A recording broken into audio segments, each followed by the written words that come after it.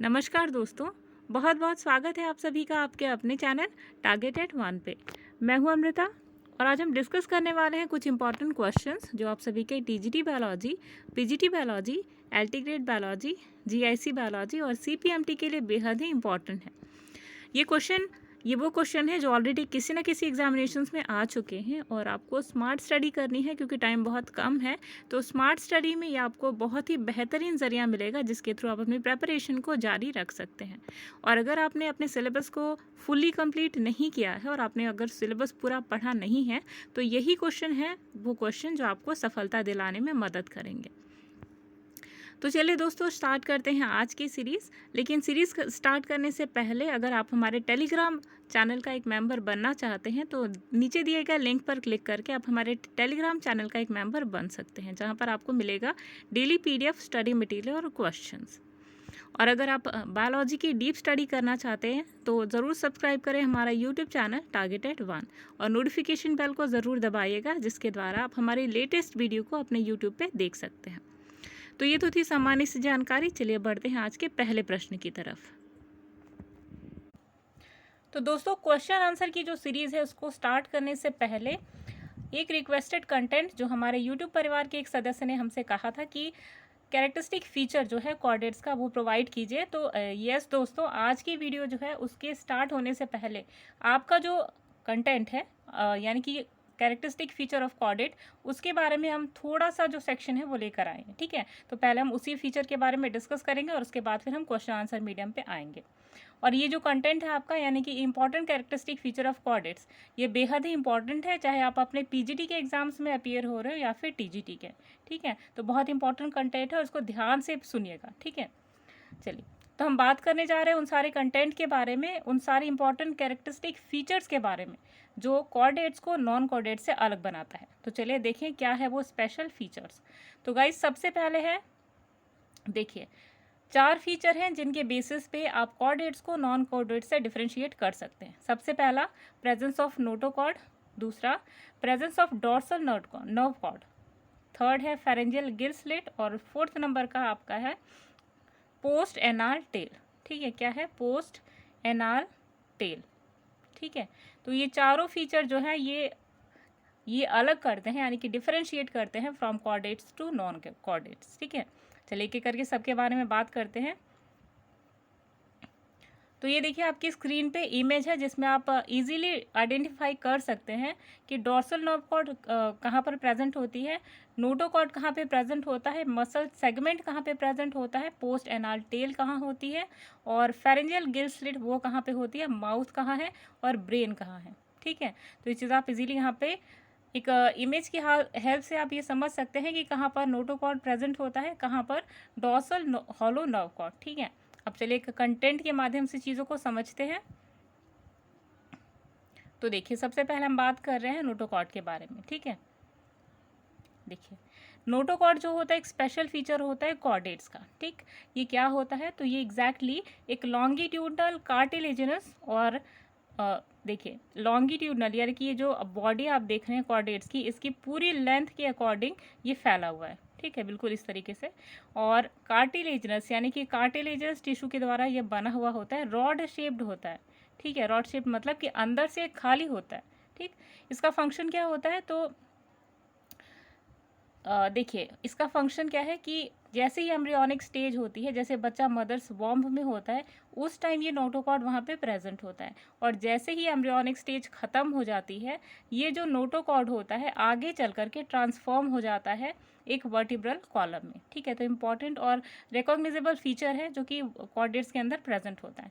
ठीक है, second thing is कि यहाँ जो नर्व कॉर्ड होता है वो कहाँ पे प्रेजेंट होता है? तो डाइजेस्टिव ट्रैक जो नोटोकॉर्ड है वो कहाँ पे प्रेजेंट होता है? तो नर्व कॉर्ड और डाइजेस्टिव ट्रैक के बिल्कुल बीच में प्रेजेंट होता है। यानी सबसे पहले देखिए क्या है आपका नर्व कॉर्ड है, उसके बाद क्या है आपका डाइजेस्टिव ट्रैक, और इन दोनों के बीच में प्रेजेंट होता है आपका क्या? आपका नर्व कॉर्ड, आपका नोटोकॉर्ड। ठीक है, तो एक इंपॉर्टेंट कैरेक्टरिस्टिक फीचर है जो आपको ध्यान रखना है। अगला देखिए, अगला है कि ये जो नर्व कॉर्ड है, ठीक है, ये नर्व कॉर्ड को सपोर्ट प्रोवाइड करने का काम कौन करता है? नोटोकॉर्ड। ठीक, यानी कि नोटोकॉर्ड जो होता है पूरे कोऑर्डिनेट्स की बॉडी में कुछ इस प्रकार से प्रेजेंट होता है, तो इन्हें सपोर्ट प्रोवाइड करने का काम जो है वो कौन करता है? ये करता है नोटोकॉर्ड, ठीक। और नीचे क्या होता है, डाइजेस्टिव ट्रैक्ट। तो इस तरीके से आपने देखा कि कहाँ पर नर्व कॉर्ड, कहाँ पे नोटोकॉर्ड और कहाँ पे एलिमेंट्री कैनाल या जो आपका डाइजेस्टिव ट्रैक है वो प्रेजेंट होता है, ठीक है। एक रिकॉग्निबल जो फीचर है वो एक चीज़ और है जो आप देख लें कि अभी हमने डिस्कस किया कि इसके प्रेजेंस के बारे में, ठीक है, ये होता क्या है और इसके एम्ब्रियोनिक स्टेज से लेकर के वर्टिब्रल कॉलम में किस तरीके से चेंज हो रहा है, ठीक है। तो इम्पॉर्टेंट फीचर था नोटोकॉर्ड का। चलिए बात करते हैं डॉर्सल नर्व कॉर्ड की। अगला इंपॉर्टेंट कैरेक्टरिस्टिक फीचर देखिए डॉर्सल नर्व कॉर्ड। तो डॉर्सल नर्व कॉर्ड है क्या, तो आपका ये बंडल ऑफ नर्व्स होती हैं जो कि बैक यानी कि जो आपका कॉर्डेट सेल को इसके बिल्कुल बैक पे प्रेजेंट होती हैं और ये अलग करती है ब्रेन को इसकी स्पाइनल कॉर्ड से, यानी कि ये जो ब्रेन है और इसका स्पाइनल कॉर्ड है, ठीक है। ब्रेन को इसकी स्पाइनल कॉर्ड से अलग करती है कौन, डॉर्सल नर्व कॉर्ड, ठीक है। अब देखिए ये होती कैसी है, तो हॉलो होती है यानी कि अंदर की तरफ ये खाली होती है और कहाँ पे प्रेजेंट होती है, डॉर्सल साइड में, ठीक है। और ये जो नोटोकॉर्ड है ना, नोटोकॉर्ड के बिल्कुल ही साइड में ये चीज़ें प्रेजेंट होती है। तो इम्पॉर्टेंट कॉन्सेप्ट था आप सभी के जानने के लिए, ठीक है। थर्ड इम्पॉर्टेंट फीचर क्या है, तो तीसरा जो इम्पॉर्टेंट फीचर है फाइलम कॉर्डेटा का वो होता है फेरेंजियल गिल स्लिट्स, ठीक। फेरेंजियल गिल स्लिट्स का मतलब कि ये वो गिल्स होते हैं जिनके थ्रू वाटर एंटर करता है कॉर्डेट्स के अंदर और जो डाइजेस्टिव सिस्टम होता है उसके थ्रू जो क्रॉस करके बॉडी के बाहर निकल आता है, ठीक है। तो फेरेंजियल गिल स्लिट्स का मतलब क्या होता है कि आपको जो जितने भी कॉर्डेट्स होते हैं उनको ऑक्सीजन प्रोवाइड करने का एक मीडियम होता है, ठीक है। अगले देखिए, अब इमेज की हेल्प से आप समझ सकते हैं इन चीज़ों को। सबसे पहले देखिए कि 4 ट्रेट्स होते हैं जो कि कैरेक्टराइज करते हैं कॉर्डेट्स को। सबसे पहला आपको नोटोकॉर्ड दिखाई देगा जो कि लॉन्ग फ्लेक्सिबल रॉड शेप्ड होता है, कहाँ प्रेजेंट होता है, मीजोडर्म के अंदर, ठीक है, जो कि सभी कॉर्डेट्स में पाया जाता है। दूसरी चीज़ यहाँ पे आप देख सकते हैं, देखिए ये है आपका नोटोकॉर्ड, ठीक, ये है आपका नोटोकॉर्ड। दूसरा देखिए इसके जस्ट ऊपर आपको नर्व कॉर्ड दिखाई देगा, हॉलो यानी कि खाली, ठीक है, ये आपका कॉर्डेट्स का ब्रेन है, ठीक है। और ये क्या है, पोस्ट एनाल टेल, यहाँ पे एनस प्रेजेंट होता है और ये आपका फेरेंजियल गिल स्लिट्स होती हैं जो कि एलिमेंट्री कैनाल या फिर डाइजेस्टिव सिस्टम के जस्ट साइड में प्रेजेंट होती हैं। ये है माउथ, ठीक है। ये देखिए ये जो थर्ड सेक्शन आप देख रहे हैं, muscle and skeletal elements provide propulsive forces, यानी कि जो प्रोपल्शन होता है, यानी कि आपने देखा होगा कई सारे ऑर्गेनिज्म को साइड मूव करके जब वो अपनी बॉडी को इस तरीके से रोटेट करवाते हैं, इस तरीके से हिलाते हैं, वाइब्रेट करवाते हैं, पल्सेट करवाते हैं, तो ही उनकी बॉडी आगे की तरफ मूव करती है, जैसे कि मछलियाँ, ठीक है। तो इम्पॉर्टेंट कॉन्सेप्ट था वो। लास्ट देखिए, suspension feeding devices in invertebrates and gaseous exchange in aquatic vertebrates and jaws, hearing in, ये देखिए दूसरी जो इम्पॉर्टेंट चीज़ होती है कि एक्वाटिक जो वर्टिब्रेट्स होते हैं उनके अंदर जॉज प्रेजेंट होते हैं और जो इनवर्टिब्रेट्स होते हैं उनके अंदर सस्पेंशन फीडिंग जो होती है, सस्पेंशन फीडिंग डिवाइसेस जो होते हैं वो प्रेजेंट होते हैं, ठीक है। तो एक चीज़ इंपॉर्टेंट थी आप सभी के जानने के लिए। नेक्स्ट देखिए, जो फेरेंजियल गिल स्लिट्स है उसके देखिए यहाँ पे आपने क्या बात की थी, फेरेंजियल गिल स्लिट्स के बारे में, ठीक है। ये जो फेरेंजियल गिल स्लिट है ये कहाँ पे प्रेजेंट होती है, बिल्कुल एंटीरियर सेक्शन में, ठीक है, कहाँ पे, एलिमेंट्री कैनाल के अंदर का एक सेक्शन होता है, ठीक है। और जितने भी अभी हमने जितने भी कैरेक्टरिस्टिक फीचर बात की के बारे में बात की, यानी कि डॉर्सल नर्व कॉर्ड, नोटोकॉर्ड और फेरेंजियल गिल स्लिट्स, ठीक है, ये सभी कॉर्डेट्स के अंदर पाए जाता है, ठीक।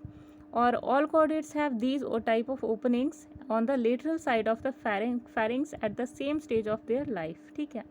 अब देखिए पोस्ट एनाल टेल, बेसिकली हमने जो 3 फीचर्स आपको बताए यही इंपॉर्टेंट है।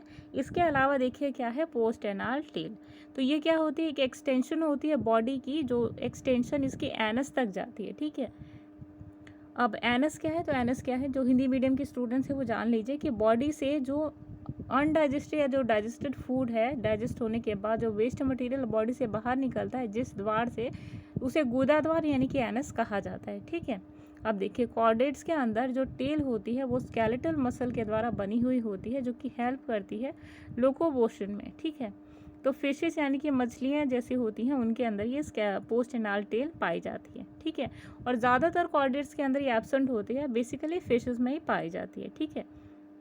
अब देखिए कॉर्डेट्स को अदर फीचर्स में देखिए, और जो कॉर्डेट्स होते हैं इनके अंदर अदर जो इंपॉर्टेंट फीचर्स होते हैं, बेसिकली ये जो 4 हैं तो आपको नज़र ही आएगा, और जो 3 है वो मेन है आपकी नोटोकॉर्ड, डोर्सल नर्व कॉर्ड और उसके साथ में फेरेंजियल गिल स्लिट्स। ठीक है, ये सभी में कॉमन नहीं होता, इसलिए आप इसको हटा सकते हैं, स्किप कर सकते हैं।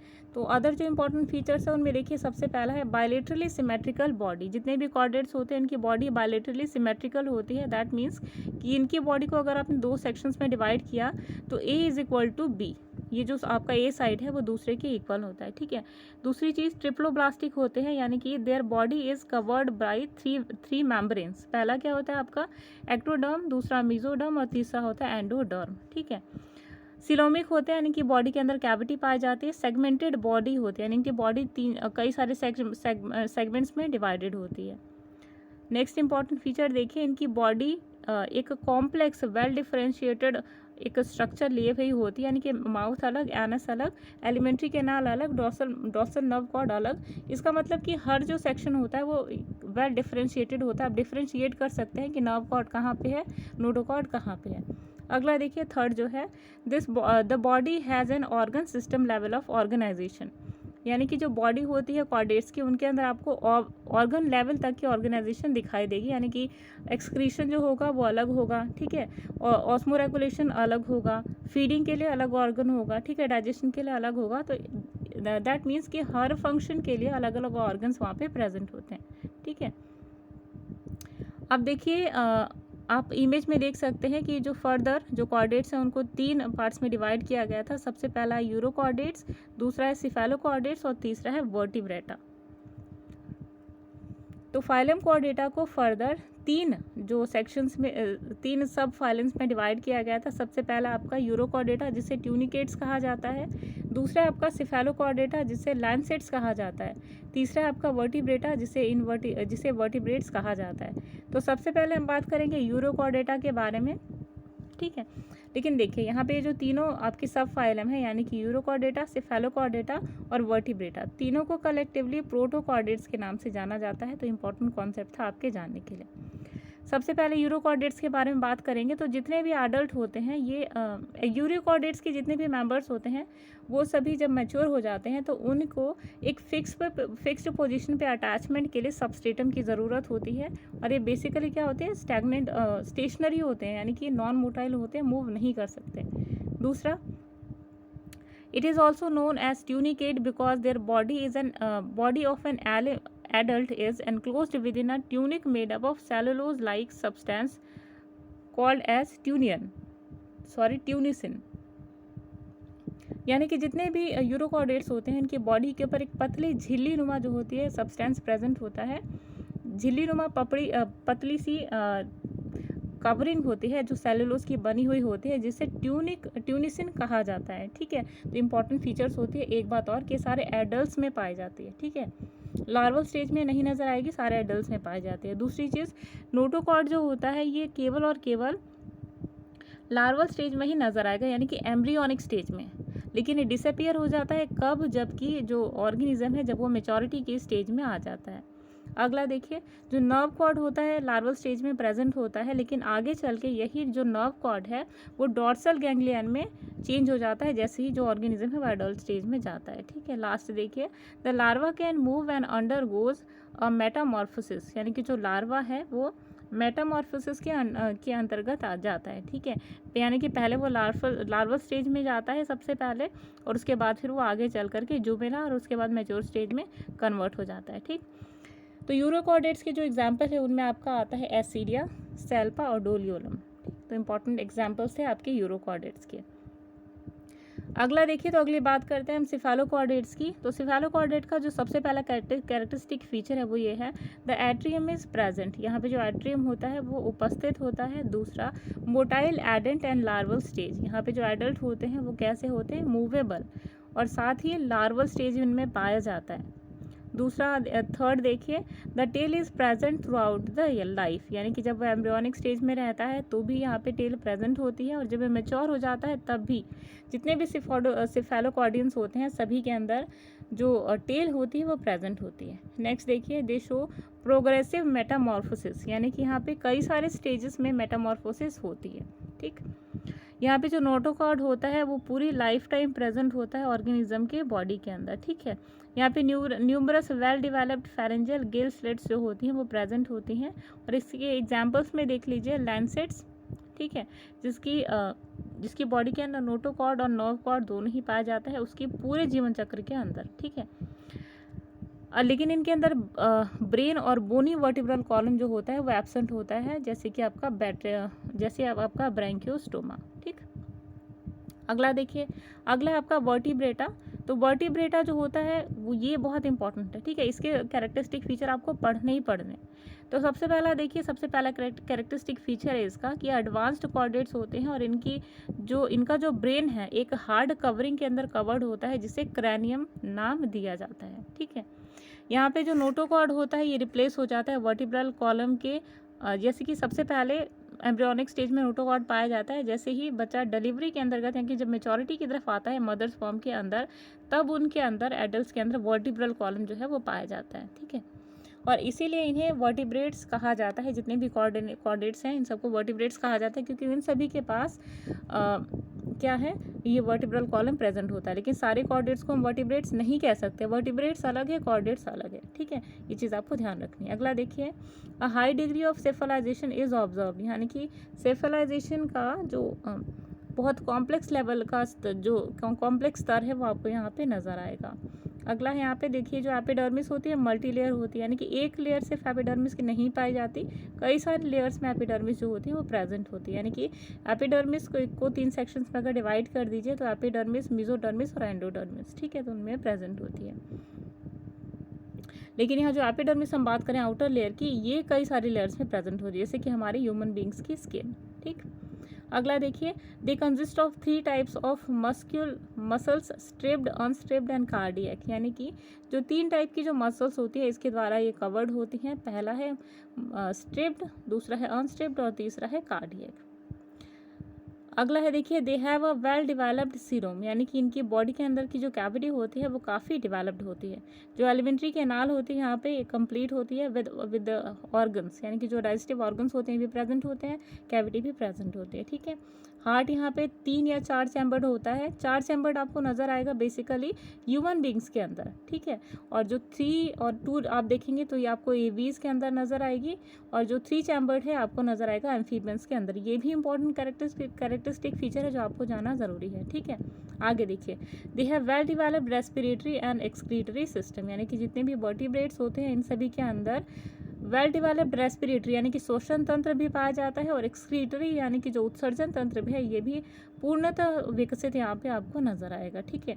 एंडोक्राइन जो ग्लैंड्स होते हैं वो प्रेजेंट होते हैं, यानी कि यहाँ पे आपको जो ग्लैंड्स होते हैं जिनसे हार्मोन्स की सिक्रीशन होती है वो भी आपको यहाँ पे प्रेजेंट नजर आएंगे, ठीक। लास्ट, ये सभी क्या होते हैं, यूनिसेक्सुअल होते हैं और सेक्सुअली भी रिप्रोड्यूस कर सकते हैं, ठीक है। और हैगफिश इसका एक एक्सेप्शन है, क्योंकि उसके वो क्या होती है, बाइसेक्सुअल होती है और सेक्सुअली रिप्रोड्यूस नहीं कर सकती, ठीक है। वर्टिब्रेट्स का एक सबसे अच्छा एग्जाम्पल है आपका ह्यूमन बींग्स, ठीक।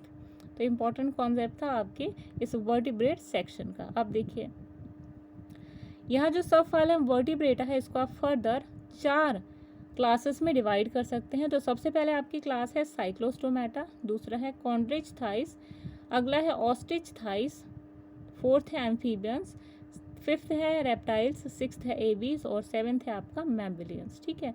यानी कि जो आपका फाइलम है उसके फर्दर 7 क्लासेस में, यानी कि वर्टिब्रेट्स को फर्दर 7 क्लासेस में डिवाइड किया गया था, ठीक है, जिनमें है Cyclostomata, Chondrichthyes, Osteichthyes, Amphibia, Reptilia, Aves और इसके साथ में मैमलिया, ठीक है। तो इम्पोर्टेंट कॉन्सेप्ट था आप सभी के लिए।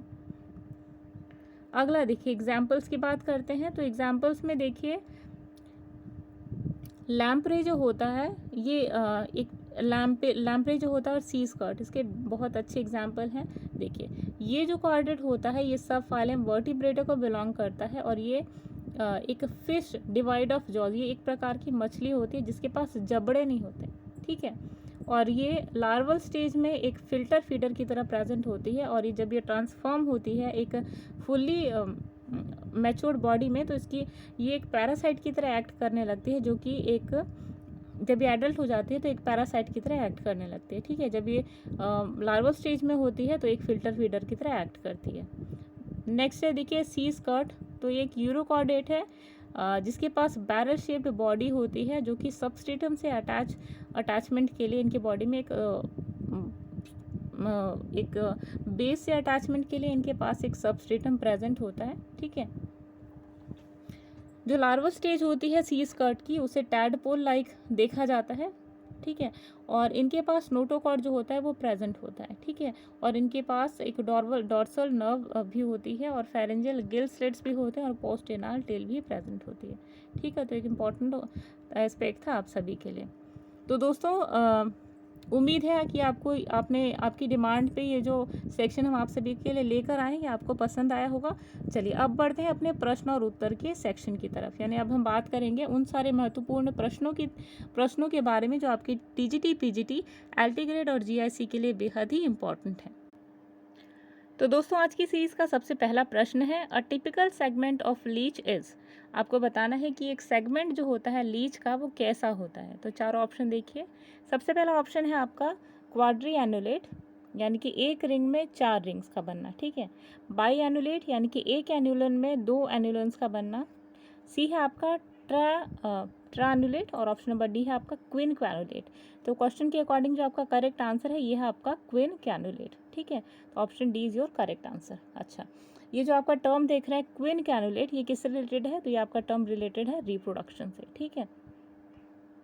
तो एक इम्पॉर्टेंट कॉन्सेप्ट था आप सभी के क्वेश्चन के लिए। अगला प्रश्न देखिए, the saliva of leech contains an anticoagulant agent, यानी कि जो लीच का सलाइवा होता है इसके अंदर एक एंटीकोगुलेंट एजेंट पाया जाता है जिसका नाम क्या है आपको बताना है।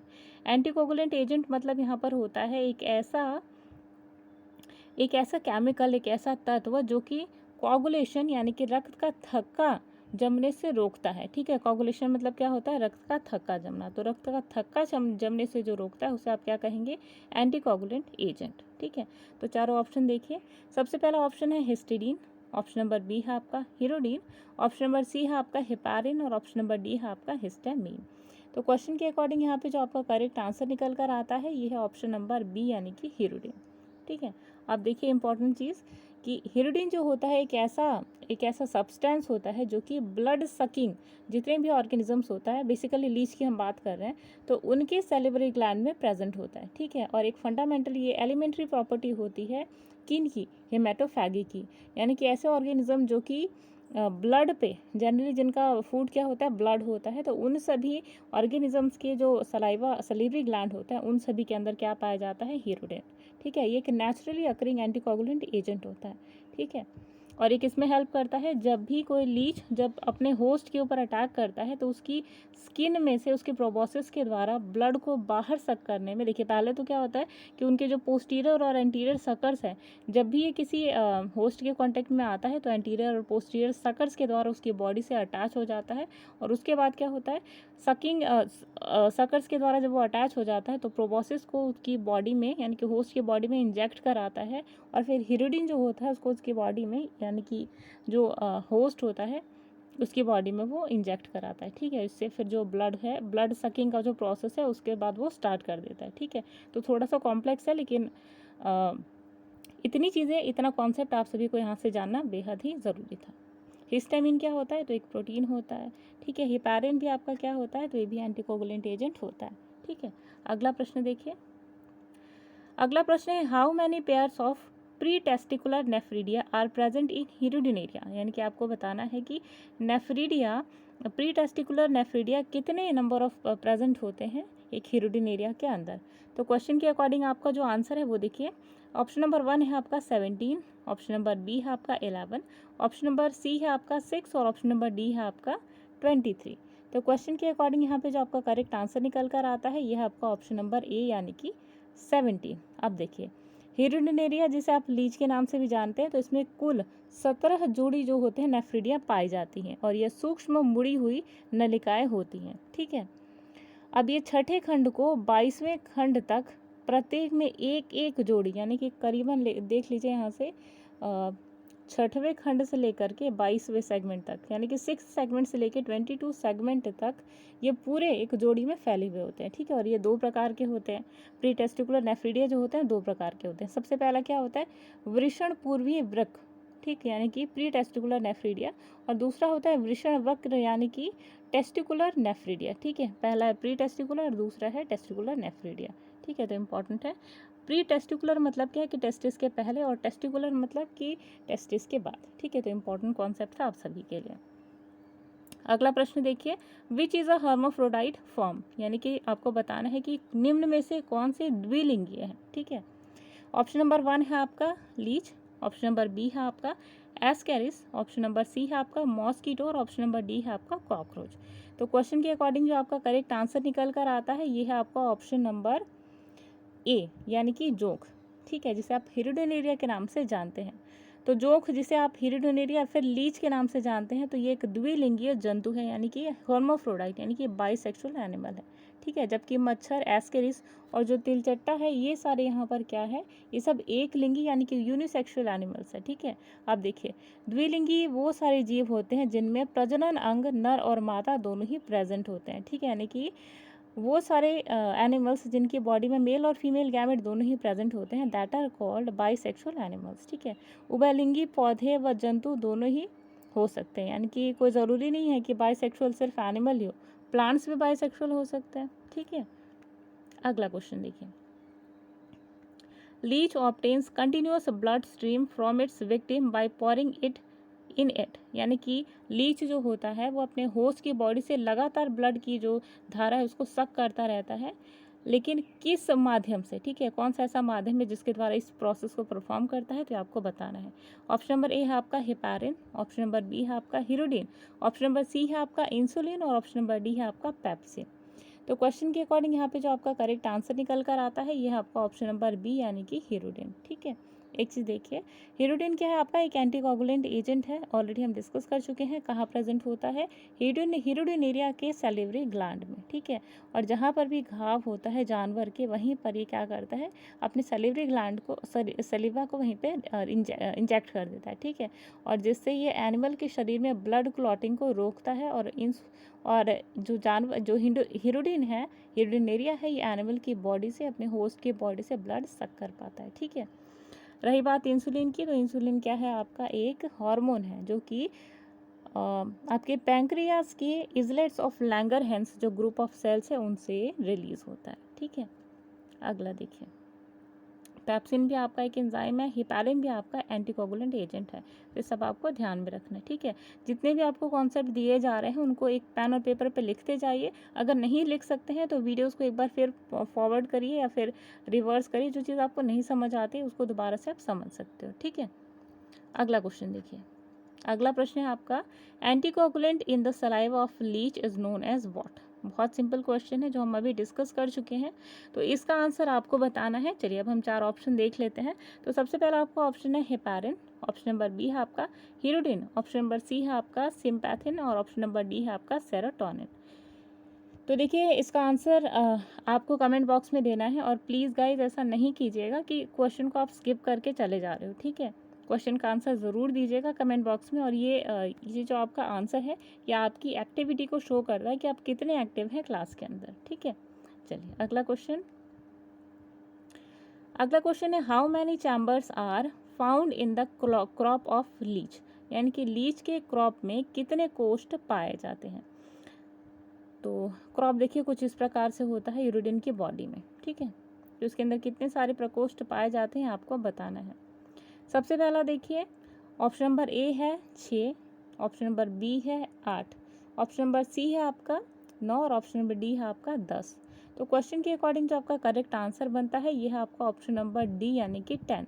यानी कि एक लीच की बॉडी में जो क्रॉप होता है उसमें 10 जो है वो चैम्बर्स पाए जाते हैं। ठीक है, अब देखिए एक्स्ट्रा फैक्ट के रूप में आपको ध्यान रखना है कि आपका जो हिरोडिनेरिया है वो क्या है, एक एनिलिडा संघ का एक जंतु है, और ये एक रुधिराधारी यानी कि सैंगिवोर्स है, जो कि जबकि ये जो जोक जिसे आप सैंगिवोर्स कह रहे हैं, सैंगिवोर्स मतलब क्या, ऐसे ऑर्गेनिजम्स जो कि ब्लड पे फीड करते हैं अदर एनिमल्स के, अपने होस्ट की बॉडी पे, तो उन्हें आप सैंगिवोर्स कह सकते हैं। ठीक है, और दूसरी चीज़ कि इनकी बॉडी से हीरोडिन का इनकी सलाइवरी ग्लैंड से हीरोडिन का जो है वो सिक्रीशन होता है, और इसका फंक्शन क्या होता है हीरोडिन का, तो रक्त का थक्का जमने से रोकता है। ठीक है, जो कि एक विशेषता ये भी है कि इसके दोनों सिरे पर चूषक लगे होते हैं, यानी कि सकर्स लगे होते हैं, जो कि एंटीरियर और पोस्टीरियर दोनों सिरे पे ही होते हैं। यानी कि ये जो हीरोडिनेरिया की बॉडी है, इसके यहाँ पर भी सकर होता है, यहाँ पर भी सकर होता है, बस पोस्टीरियर बॉडी के पास जो एनस है वहाँ पर जो सकर होता है वो थोड़ा सा लार्जर इन साइज होता है। ठीक है, तो आपको ध्यान रखना है।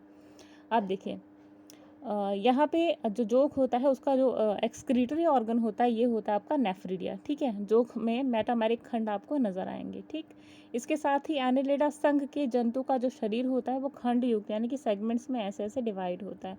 ठीक है, और बायलेटरली सिमेट्रिकल होता है। बायलेटरली सिमेट्रिकल आपने बहुत बार टर्म सुना होगा। What does it mean? तो बायलेटरली सिमेट्री का मतलब कि ऐसे आपने मान लीजिए कोई ऑर्गेनिज्म है, इसको बिल्कुल बीचों बीच काटा। ठीक है, तो इसका ए भाग और बी भाग दोनों एक दूसरे की कार्बन कॉपी होंगे, तो ये आपका होता है बायलेटरली सिमेट्रिकल। ठीक है, एक टर्म है। अगला देखिए,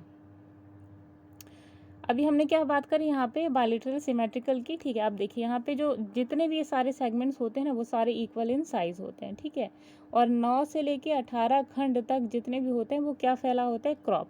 यानी कि इस क्रॉप की जो हम बात कर रहे हैं ना, ये जो क्रॉप की हम यहाँ पे बात कर रहे हैं, इसका जो है सेक्शन 9 से लेकर के 18 तक जो है वो क्रॉप फैला रहता है। ठीक है, एक के बाद एक 10 कोष्ठ जो होते हैं, तो 2 कोष्ठों के बीच में पाए जाने वाला एक है रिफंटर जो एक दूसरे को अलग रखता है। ठीक है, यानी कि ये जो आपके 2 क्रॉप है इन्हीं के बीच में ग्रिफंटर पाया जाता है जो कि दोनों को अलग रखता है। ठीक है, तो इम्पॉर्टेंट कॉन्सेप्ट था इस क्वेश्चन के रिगार्डिंग। अगला प्रश्न देखिए, अगला है which of the following is a sanguivore. तो इसका आंसर अभी हमने डिस्कस किया, और ऐसा प्रश्न लाने का क्या मतलब था कि आप क्लास में कितने एक्टिव है ये भी आपको प्रूव करना है। ठीक है, तो अगर आप लोग क्लास में एक्टिव हैं तो हमने क्या प्रश्न किया आपसे, क्या क्वेश्चन किया है कि निम्न में से कौन सा एक रक्त चूसक है। ठीक है, तो आपको बताना है। 4 ऑप्शन देख लीजिए। सबसे पहला आपका ऑप्शन है हीरोडिनेरिया, ऑप्शन नंबर बी है आपका स्टारफिश, ऑप्शन नंबर सी है आपका पैरामीशियम, और ऑप्शन नंबर डी है आपका ओबेलिया। ठीक है, तो क्वेश्चन के अकॉर्डिंग यहाँ पे जो आपका करेक्ट आंसर है यह आपका ऑप्शन नंबर 1 यानी कि हीरोडिनेरिया। ठीक है, आप देखिए हीरोडिनेरिया क्या है, एक प्रकार का रक्त चूषक यानी कि सैंगिवोर होता है। ठीक, अभी हमने आंसर क्यों बताया आपको, क्योंकि कई सारे ऐसे बच्चे होंगे जो थोड़े से कंफ्यूज होंगे इस वर्ड को देख करके। ठीक है, लेकिन अभी हमने बोला तो वही चीज़ है कि आपको इस भी चीज़ को उस देखिए क्वेश्चन आपस में इंटरलिंकिंग कर रहे हैं। ठीक है, तो इसको भी ध्यान में रख के आपको पढ़ना है। अगला देखिए, इसी में देखिए एक्स्ट्रा फैक्ट के रूप में आपको ध्यान रखना है कि अपने पोषक पे ये पूरे तरीके से यानी कि अपने न्यूट्रिशन के लिए ये जो लीच होता है, हीरोडिन होता है, ये टोटली ब्लड के ऊपर डिपेंडेंट होता है, इसीलिए इसे एक एक्टोपैरासाइट के नाम से भी जाना जाता है। दूसरी चीज़, इनमें एक बॉट्रियाइल टिश्यू होता है। ठीक है, बॉट्राइडल टिश्यू होता है, और एक पैरापोडिया सिर के ऊपर और टेंटेकल्स अनुपस्थित होते हैं, यानी कि पैरापोडिया इनके सिर की तरफ होता है और टेंटेकल्स जो होते हैं वो प्रेजेंट नहीं होते, सीटी भी प्रेजेंट नहीं होते। और बेसिकली ये जो होता है एक मराइन और टेरेस्ट्रियल दोनों प्रकार से अपने हैबिटेट को व्यतीत करता है। ठीक है, तो एक इम्पॉर्टेंट क्वेश्चन था आप सभी के लिए। अगला प्रश्न देखिए, हीरोडिन जो हीरोडिन है उसका फंक्शन क्या होता है आपको बताना है। तो सबसे पहला देखिए, सबसे पहला आपका ऑप्शन है helps in blood coagulation, option number B है आपका prevents coagulation, option number C है आपका helps in blood formation, option number D है आपका डिस्ट्रॉय बैक्टीरिया।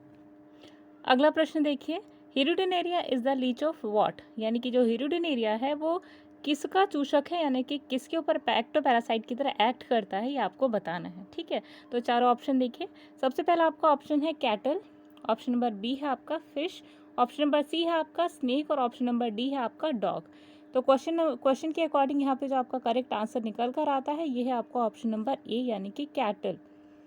यानी कि जितने भी मवेशी होते हैं उन सब के ऊपर रोडेंट्स होते हैं, रूमिनेंट्स होते हैं, उन सभी के ऊपर जो हीरोडिनेरिया है, और हीरोडिनेरिया आपका क्या है, एक एक्टोपैरासाइट। ठीक है, क्योंकि ये शरीर के बाहर से अटैक करता है। ठीक है, जो अंदर से अटैक करता है उसे आप क्या कहेंगे, एंडोपैरासाइट। ठीक है, तो हीरोडिनेरिया क्या है आपका एक कैटल लीच है, और ये कहाँ रहता है, फ्रेश वाटर में।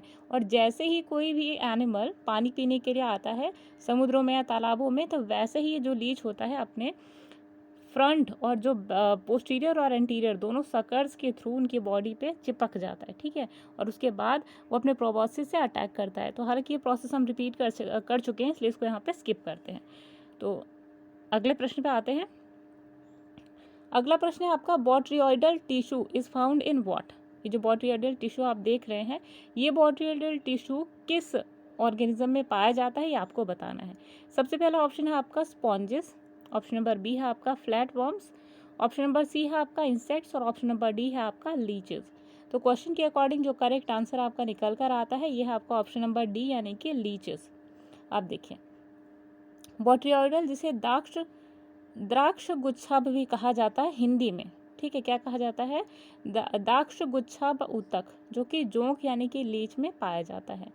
तो पेशी गर्त में वृत्ताकार यानी कि सर्कुलर, यानी कि जो मसल्स होती हैं उनमें सर्कुलर, ऑब्लिक और लॉन्गिट्यूडनल मसल्स पाई जाती हैं, यानी कि जो मसल्स होती हैं वो कैसी होती हैं, वृत्ताकार, तिर्यक और अनुदैर्ध्य, ठीक है, ये उनमें मसल्स पाए जाते हैं। अब देखिए, जो भी लॉन्गिट्यूडनल मसल्स होती हैं उनके नीचे क्या प्रेजेंट होता है, आहार नाल, यानी कि जो आपकी एलिमेंट्री कैनाल है वहाँ पे प्रेजेंट होती है, ठीक, और इनके अंदर एक विशिष्ट प्रकार का एक बॉट्रियोइडल टिश्यू पाया जाता है, और ये इसके जो मेन रूप में है उसमें उत्सर्जन में सहायता करता है, ठीक है, उत्सर्जन यानी एक्सक्रीशन में हेल्प करता है।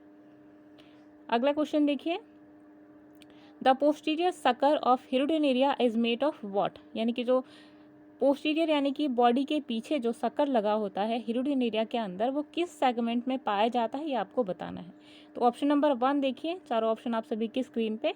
ऑप्शन नंबर 1 है आपका 2 सेगमेंट्स, ऑप्शन नंबर बी है आपका 5 सेगमेंट्स, ऑप्शन नंबर सी है आपका 7 सेगमेंट्स और ऑप्शन नंबर डी है आपका 10 सेगमेंट्स। तो क्वेश्चन के अकॉर्डिंग यहाँ पे जो आपका करेक्ट आंसर निकल कर आता है, ये है आपका ऑप्शन नंबर सी, यानी कि 7 सेगमेंट्स, यानी कि जो हिरुडिनेरिया के अंदर जो पोस्टीरियर सकर्स लगे होते हैं वो कहाँ पे अटैच होते हैं, 7वें खंड में, ठीक है।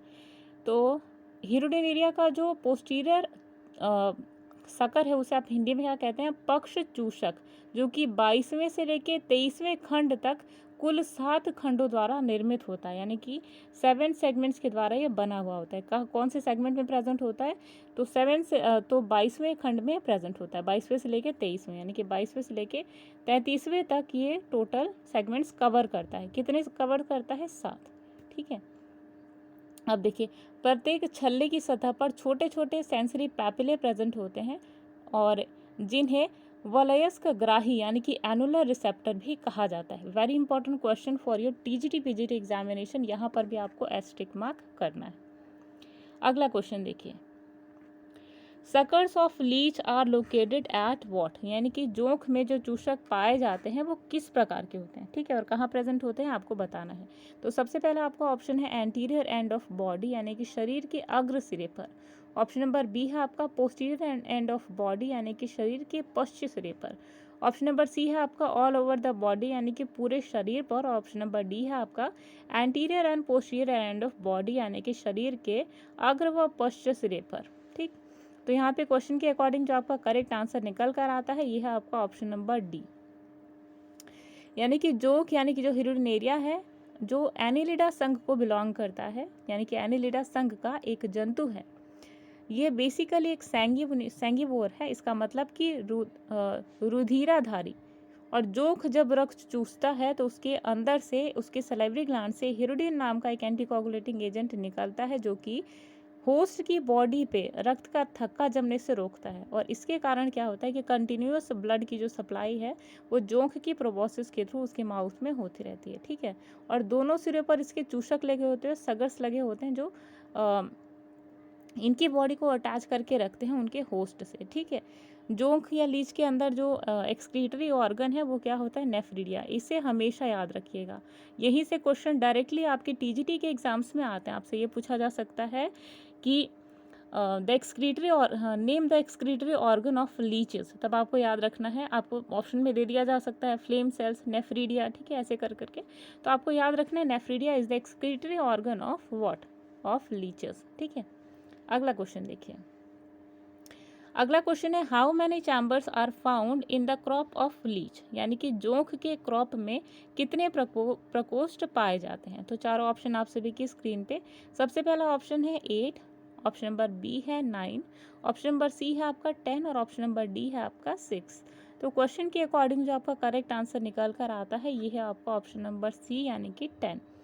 यानी कि जोक की क्रॉप मतलब कोस्ट, ठीक, जो जोक होती है उसके क्रॉप में टोटल जो 10 चैम्बर्स हैं, 10 कोस्ट हैं वो पाए जाते हैं, ठीक है। क्रॉप जोक के हार नाल का सबसे बड़ा भाग होता है और ये नीचे के 8वें खंड तक फैला होता है। यानी कि जो बैक का जो पोर्शन है, जो पोस्टीरियर सेक्शन है, यहाँ नीचे से लेकर के टोटल 8वें सेगमेंट तक फैला रहता है, ठीक है। तो इम्पोर्टेंट एस्पेक्ट था आपके क्वेश्चन का। अगला क्वेश्चन देखिए, how many segments form the posterior suckers, यानी कि हिरुडिन एरिया में जो पश्च चूषक है उसका निर्माण कितने खंडों द्वारा होता है। तो सबसे पहला ऑप्शन देखिए, चारों ऑप्शन आप सभी की स्क्रीन पे। सबसे पहला आपका ऑप्शन है ऑप्शन नंबर 1 यानी कि 2, ऑप्शन नंबर सेकंड है आपका यानी कि 5, ऑप्शन नंबर सी है आपका 7 यानी कि 7 और ऑप्शन नंबर डी है आपका 10 यानी कि 10। तो क्वेश्चन के अकॉर्डिंग यहाँ पे जो आपका करेक्ट आंसर निकल कर आता है यह आपका ऑप्शन नंबर सी यानी कि 7। तो हिरुडिन एरिया के अग्र जो चूषक होते हैं और पश्च चूषक होते हैं इनके अंदर पाए जाते हैं, जो हमने अभी डिस्कस किया, ठीक है। ये कैसा होता है, ये द्विलिंगीय होता है यानी कि बाइसेक्सुअल होता है, अर्थात उभयलिंगी होता है, ठीक है। लेकिन इनमें निषेचन की क्रिया नहीं होती,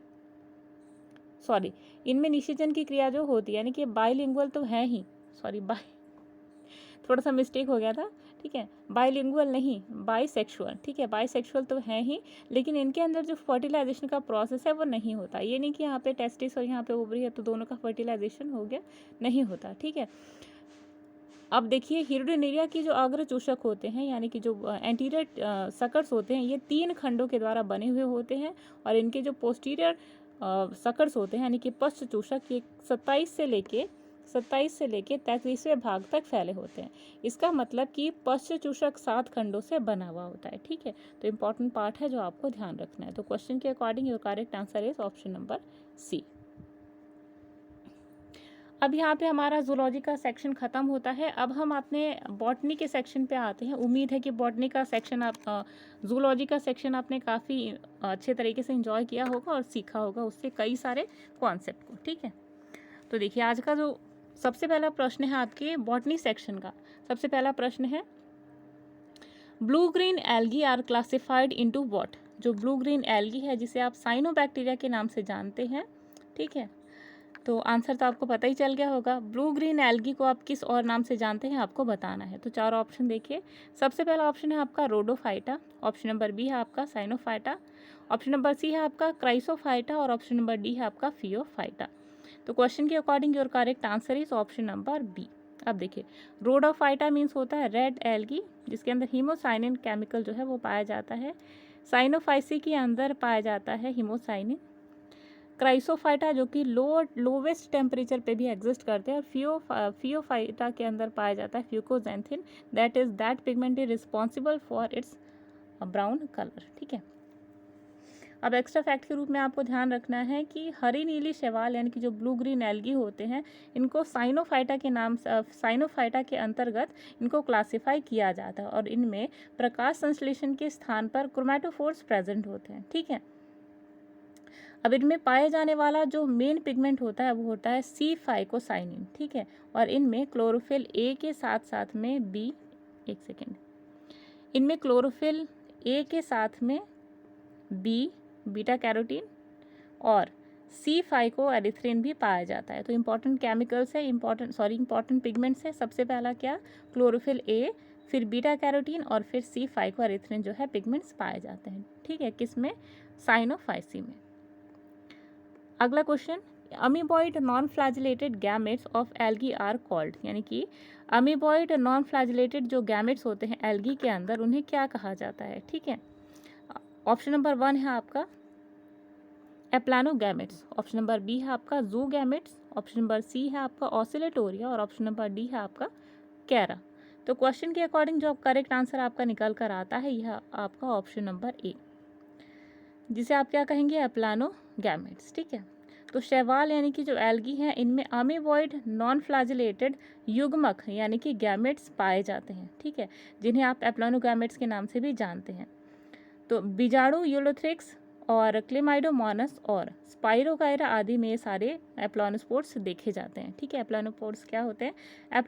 एप्लानोगैमेट्स आपके क्या होते हैं? ये अमीबॉइड नॉन फ्लैजिलेटेड गैमेट्स होते हैं। ठीक है, फ्लैजिला इनके अंदर एब्सेंट होता है, that means they are not able to move. ठीक है, तो इस क्वेश्चन से रिलेटेड जितने भी कॉन्सेप्ट थे इंपॉर्टेंट, हमने उनको डिस्कस किया। चलिए बढ़ते हैं अगले प्रश्न की तरफ। अगला प्रश्न है, nucule and globule are found in what? बहुत इंपॉर्टेंट क्वेश्चन है और इसे भी आपको एस्ट्रिक मार्क करना है।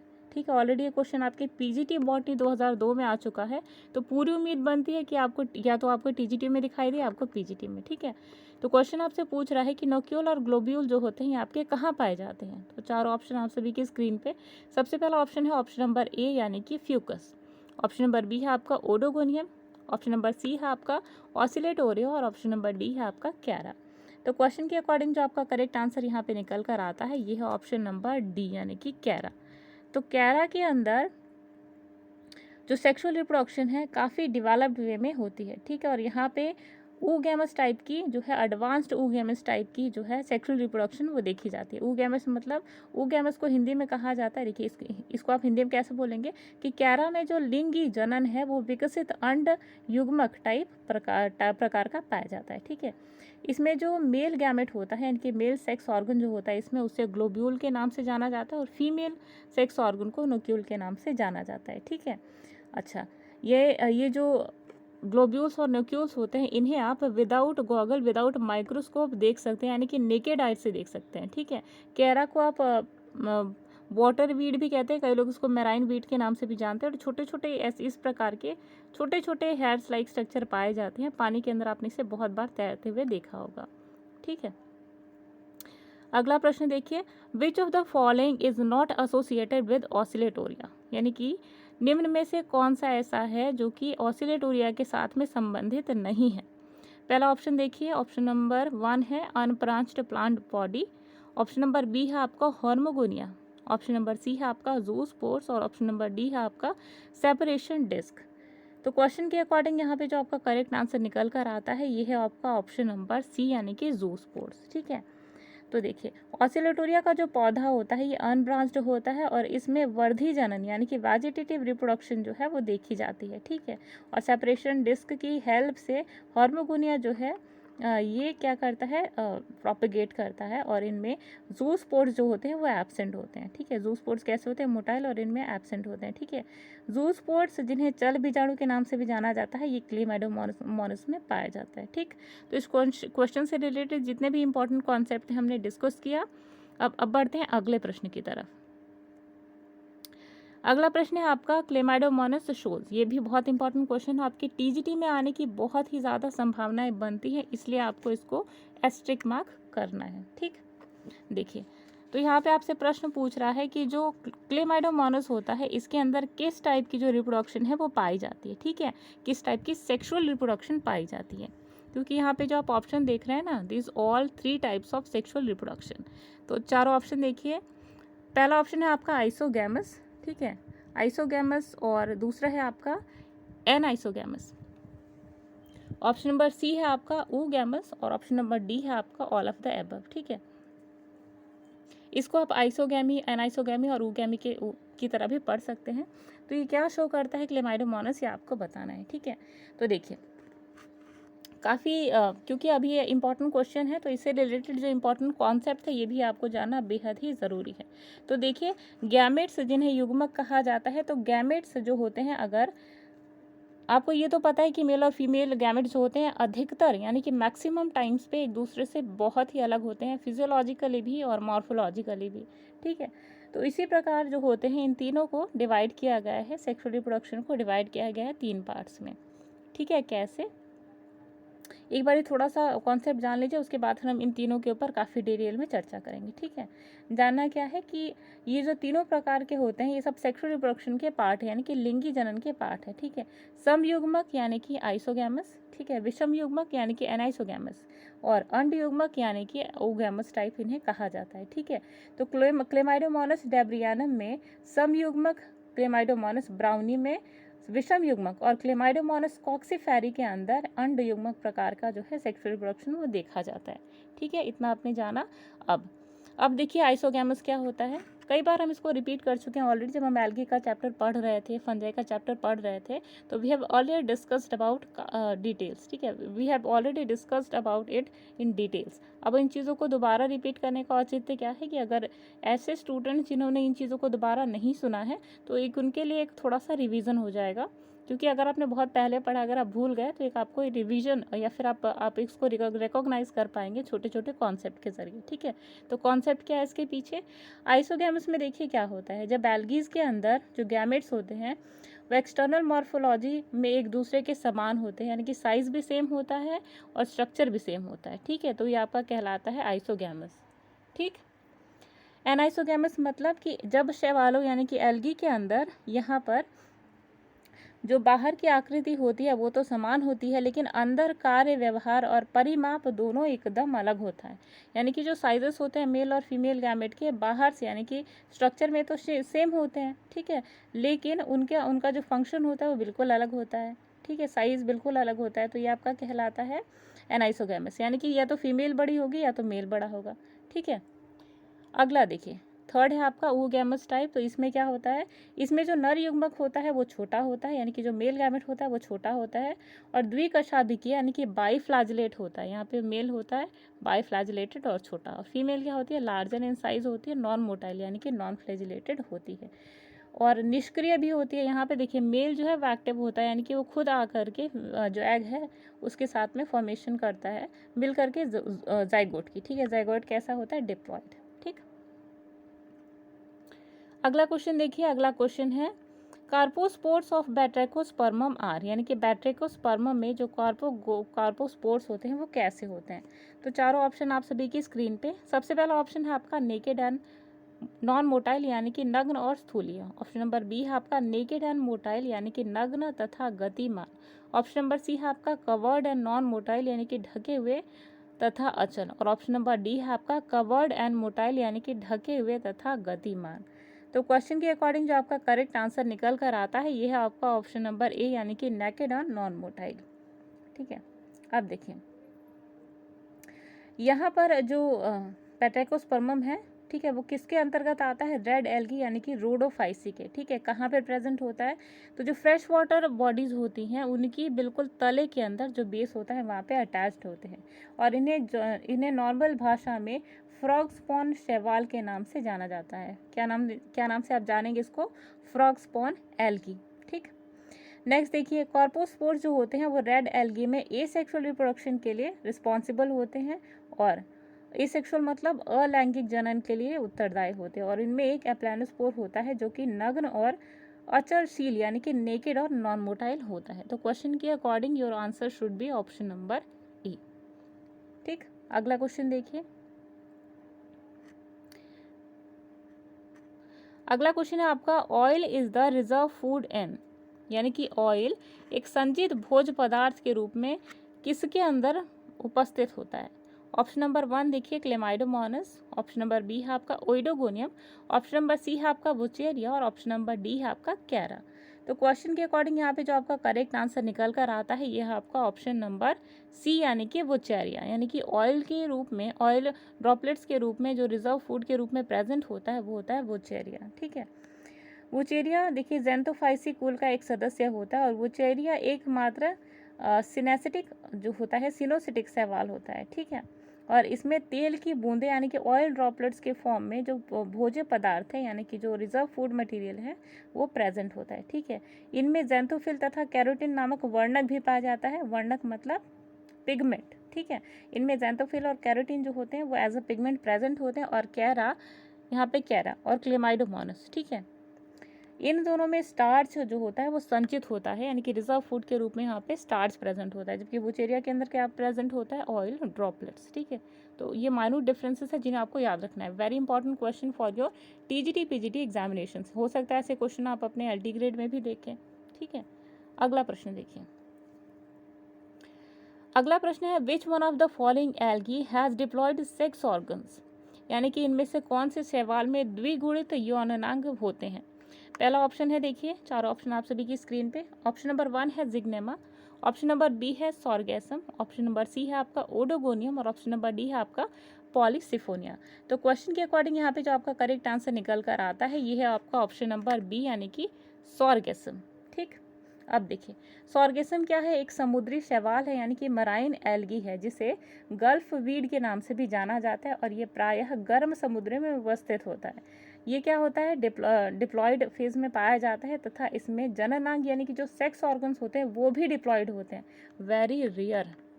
अभी तक आपने जितने भी सेक्स ऑर्गन्स के सेक्स गैमेट्स के बारे में पढ़ा वो सब कैसे थे, हैप्लॉइड। ठीक है, एकमात्र आप यही बहुत रेयर केस में देखेंगे कि डिप्लॉयड होता है, जैसे कि आपका सॉर्गेसम है। ठीक है, वेरी इंपॉर्टेंट क्वेश्चन, इसे आपको एस्ट्रिक मार्क करना है। ठीक, अगला देखिए जिग्नेमा जो होता है, जिग्नेमा आपका क्या है, एक हरित शैवाल है यानी कि ये क्या है, क्लोरोफाइटा को बिलोंग करता है। इसमें स्कैलरी फॉर्म और लेटरल सग्म युग्मन पाया जाता है। तो जो ये जो आपके क्वेश्चन के लिए एक इम्पॉर्टेंट कॉन्सेप्ट है। ठीक है, अब देखिए पॉलीसिफोनिया और कॉर्पोरस, इसमें क्या पाया जाता है, पॉलीसिफोनिया और जो पॉलीसिफोनिया आपका है यहाँ पे ये, इसमें कार्पोस्पोर जो है वो प्रेजेंट होते हैं और ओइडोगोनियम है आपका ये। ठीक है, ओइडोगोनियम के अंदर कैप सेल्स पाई जाती हैं जो कि इनमें एसेक्सुअल रिप्रोडक्शन का एक मोड होती हैं। ठीक है, तो इम्पॉर्टेंट कॉन्सेप्ट था आप सभी के लिए। अगला क्वेश्चन देखिए, during rain the ground become slippery due to the mucilaginous secretion of what, यानी कि बरसात के मौसम में क्या होता है कि जो पृथ्वी पर फिसलन म्यूसिलेजिनस के कारण होती है, जो कि किससे निकलती है आपको बताना है। ठीक है, बारिश के मौसम में आप अगर पैदल ज़मीन पर कहीं ट्रैवल करके जा रहे हैं तो आपको एक फिसलन सा नज़र आएगा, तो वो जो स्लिपरी लाइक म्यूसिलेजिनस आपको नज़र आती है लेयर, वो किसके द्वारा बनी हुई होती है ये आपको बताना है। तो ऑप्शन नंबर आपका ए है रोडोफाइसी, ऑप्शन नंबर बी है आपका साइनोफाइसी, ऑप्शन नंबर सी है आपका क्लोरोफाइसी और ऑप्शन नंबर डी है आपका कैरेसियल की। ठीक है, तो क्वेश्चन के अकॉर्डिंग जो आपका करेक्ट आंसर निकल कर आता है यह आपका ऑप्शन नंबर बी यानी कि साइनोफाइसियन एल्गी। ठीक है, जिसे आप क्या कहते हैं, नील हरित शैवाल यानी कि ब्लू ग्रीन एल्गी के नाम से आप इसे जानते हैं। अच्छा, इसके जो सेल्स होती हैं इनके अपर सरफेस के ऊपर म्यूसिलेजिनस म्यूसिलेज जो है वो लगातार सिक्रीट होता रहता है और इसी कारण जो बरसात होती है तो बरसात के पानी को सोख कर ये भूमि के अंदर यानी जो अर्थ क्रस्ट होती है इसके ऊपर एक म्यूसिलेजिनस लेयर जो है इसको ढक देते हैं। ठीक है, और जिससे कभी भी आप बाहर जाते हैं तो आपको स्टिकी सा या फिसलन टाइप का महसूस होता है। ठीक है, तो ये इस क्वेश्चन से रिलेटेड इंपॉर्टेंट कॉन्सेप्ट था। अगला प्रश्न देखिए, when one passive gamete of ectocarpus is surrounded by several active gametes, the phenomenon is called as what?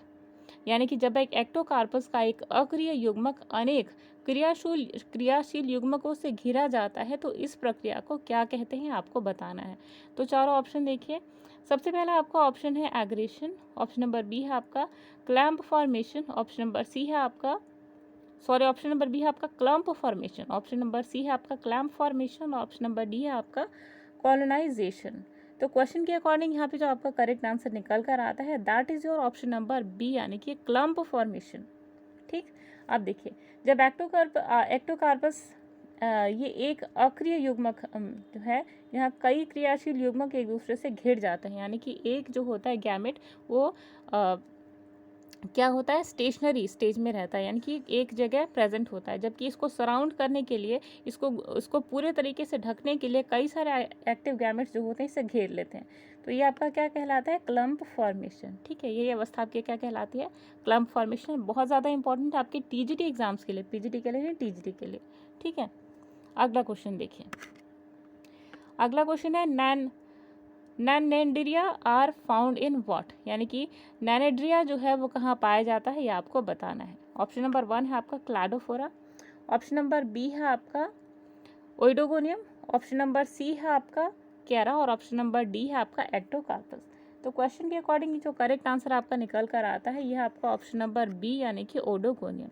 ठीक है, ओडोगोनियम में से एक नैनेड्रिया जिसे आप बोना नर या फिर ओडोगोनियम देखिए आपको दो चीज़ आपको ध्यान रखनी है।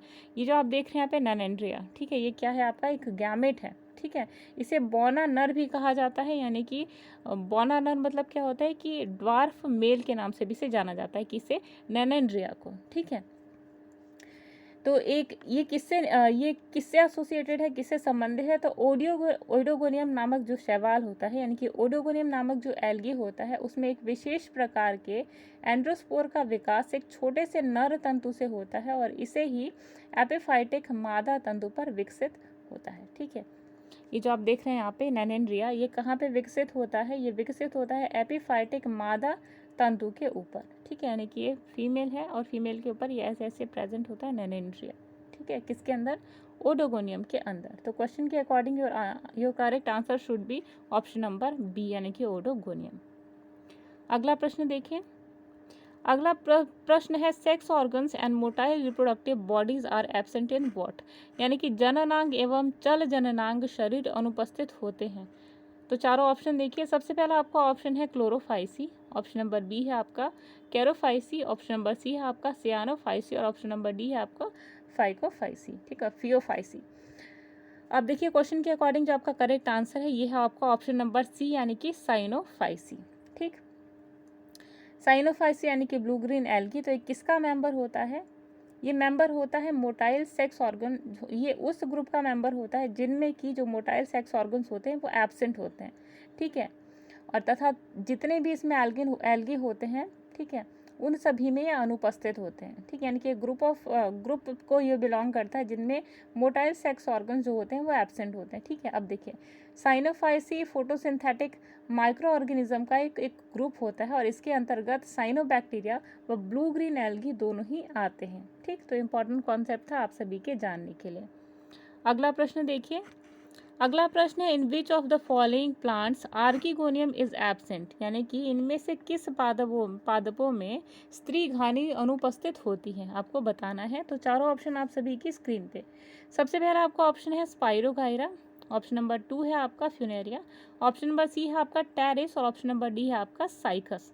तो क्वेश्चन के अकॉर्डिंग जो आपका करेक्ट आंसर निकल कर आता है ये है आपका ऑप्शन नंबर ए, यानी कि स्पाइरोगाइरा, ठीक है। स्पाइरोगाइरा के अंदर आर्किगोनियम जो होता है वो एब्सेंट होता है, ठीक। अब आर्किगोनियम तो क्या होता है, फीमेल सेक्स ऑर्गन्स, अगर ये एब्सेंट है यहाँ पे फीमेल सेक्स ऑर्गन तो फर्टिलाइजेशन होती कैसे है और सेक्सुअल रिप्रोडक्शन कैसे होती है, तो चलिए देखें। स्पाइरोगाइरा में जो आर्चिगोनियम होता है वो एब्सेंट होता है, यानी कि नहीं पाया जाता। तो लैंगिक जनक यानी कि सेक्सुअल रिप्रोडक्शन कॉन्जुगेशन के माध्यम से होता है, कॉन्जुगेशन के प्रोसेस से होता है, जिसे टेरिस, फ्यूनेरिया और साइकस में आर्चिगोनियम पाया जाता है, ठीक है। यानी कि यहाँ जो आप देख रहे हैं यहाँ जो एक दो चीज़ आपको ध्यान रखनी है। देखिए आर्चिगोनियम एब्सेंट होता है तो ऐसा नहीं कि सेक्सुअल रिप्रोडक्शन नहीं होगी, होती है। कौन से प्रोसेस से, कॉन्जुगेशन प्रोसेस से, ठीक है। दूसरी चीज़ कि यहाँ पर जो इसको छोड़ के यानी कि स्पाइरोगाइरा को छोड़ के जो अदर 3 एग्जाम्पल्स हैं इन सभी के अंदर क्या पाया जाता है, आर्चिगोनियम पाया जाता है। आर्चिगोनियम मतलब फीमेल गैमेट, ठीक है। अगला क्वेश्चन देखिए। Pyrenoid is found in which one of the following parts of Spirogyra, यानी कि जो स्पाइरोगाइरा है उसके पायरिनॉइड जो है स्पाइरोगाइरा के किस भाग में पाया जाता है ये आपको बताना है।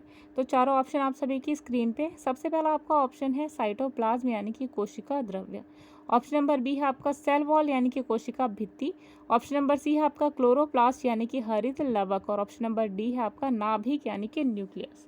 तो क्वेश्चन के अकॉर्डिंग जो करेक्ट आंसर आपका निकल कर आता है ये है आपका ऑप्शन नंबर सी यानी कि क्लोरोप्लास्ट, ठीक। अब देखिए पायरिनॉइड बॉडी क्या है, ये प्रोटीन की बनी हुई होती है, लेकिन इसकी संरचना जो होती है वो स्टार्च को स्टोर करने के लिए यानी कि जो स्टार्च होते हैं उससे घिरी है। बेसिकली किसकी बनी है, प्रोटीन से बनी है, लेकिन इसके किनारे किनारे जो है स्टार्च प्रेजेंट होता है, इन्हें कवर करके रखता है, ठीक है। अब देखिए जो क्लोरोप्लास्ट होता है, ठीक है, ये जो पायरिनॉइड बॉडी है किसके अंदर पाई जाती है, क्लोरोप्लास्ट के अंदर, जो स्टार्च का स्टोरेज करती है। और पायरिनॉइड जो बॉडी है वो बहुत से एल्गी में और साथ में कुछ ब्रायोफाइट्स होते हैं उनमें भी प्रेजेंट होती है, ठीक है। तो बेसिकली ये स्पाइरोगाइरा में क्लोरोप्लास्ट के अंदर ही पाई जाती है। तो क्वेश्चन के according your correct answer should be option number C यानी कि क्लोरोप्लास्ट। अगला क्वेश्चन देखिए। अगला प्रश्न देखिए। Agar agar is commonly obtained from the member of pot, यानी कि जो एगर एगर है उसको व्यावसायिक स्तर पर किसके सदस्यों से प्राप्त किया जाता है। तो चारों ऑप्शन आप सभी की स्क्रीन पे। सबसे पहला ऑप्शन है आपका क्लोरोफाइसी, ऑप्शन नंबर बी है आपका सियानोफाइसी, ऑप्शन नंबर सी है आपका फियोफाइसी और ऑप्शन नंबर डी है आपका रोडोफाइसी। तो क्वेश्चन के अकॉर्डिंग जो आपका करेक्ट आंसर निकल कर आता है ये है आपका ऑप्शन नंबर, देखिए रेड एल्गी, सॉरी आपको पता है कि ब्राउन एल्गी से किसे एक्सट्रैक्ट किया जाता है, एगर एगर को, ठीक है। तो आपसे पूछा जा रहा है कि व्यावसायिक तौर पर किससे निकाला जाता है, तो जो रेड एल्गी यानी कि रोडोफाइसी, ठीक है। तो रोडोफाइसी के मेंबर्स के द्वारा जो है इन्हें निकाला जाता है। दूसरी चीज़ कि इसका प्रयोग कहाँ होता है, तो इसका यूज़ होता है लेबोरेटरीज़ के अंदर, यानी कि पौधों का जो संवर्धन है यानी कि कंजर्वेशन है उसके लिए, तथा तना जल यानी कि स्टेम जेल बनाने के लिए तथा आइसक्रीम बनाने में एगर एगर का यूज़ किया जाता है। ये पदार्थ ताप रोधक होता है और साथ में ध्वनि रोधक और कृत्रिम रेशे, चमड़ा, सूप, चटनी आदि बनाने के लिए इसका प्रयोग किया जाता है, ठीक है। ध्वनि रोधक मतलब कि साउंड रेजिस्टेंस, और ताप रोधक यानी कि टेम्परेचर रेजिस्टेंस, ठीक। साथ ही साथ ये जो एगर एगर होता है ये एक ऐसा पदार्थ है जो कि ग्रासिलेरिया तथा जैलिडियम नामक एल्गी से प्राप्त किया जाता है, ठीक है। तो इम्पॉर्टेंट कॉन्सेप्ट था आप सभी के जानने के लिए।